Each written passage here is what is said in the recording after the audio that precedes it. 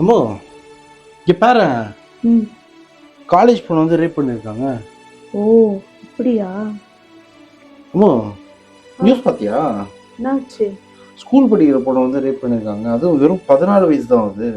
ஓ, அப்படியா? அம்மோ ஆ, நியூஸ் பாத்தியா? என்னமோ? 4 வயசு குழந்தைய ரேப் பண்ணிருக்கானுங்க. ஓ, அப்படியா? டேய் நில்லு. ஆ, என்ன தாண்டி பிரச்சனை உனக்கு? உன் இஷ்டத்துக்கு அப்படியா சொல்லிட்டு போயிட்டே இருக்கேன். நான் எவ்வளவு சீரியஸா பேசிட்டு இருக்கேன். நமக்கும் ஒரு பெண் குழந்தை இருக்கு, தெரியும்ல உனக்கு? சி, இதுக்கே இப்படி சொல்றேன். இந்த விஷயம்லாம் 2 நாளைக்கு மேல தாக்கு பிடிக்காது. எதுக்கு சொல்றேன்னு தெரியுமா?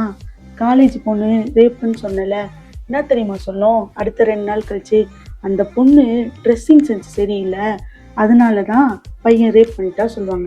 அதுக்கப்புறம் ஸ்கூல் பொண்ணு தானே, 14 வயசு, காட்டுக்குள்ள என்ன தெரியுமா கேட்பாங்க? நேத்திக்கே அந்த பொண்ணுக்கு காட்டுல என்ன வேலைன்னு கேட்பாங்க.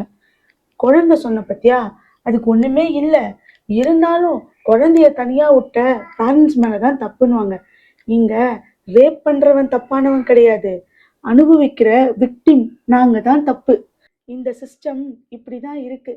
அதனால பெண்களான நாங்க எப்பவுமே ஓ அப்படியா அப்படியான்னு கேட்டுட்டு போயிட்டே இருக்கணும். இதுக்கப்புறம் ஒரு விஷயம் இருக்கு. அப்படி நம்ம பொண்ணை ரொம்ப பத்திரமா நீ பாதுகாக்கணும்னு வச்சுக்கேன், முன்னாடி ஒரு கேமரா பின்னாடி ஒரு கேமரா வச்சு நம்ம பொண்ணை அனுப்பணும். அப்பதான் நம்ம பொண்ணு சேஃப்டியா இருக்கும். புரியுதா?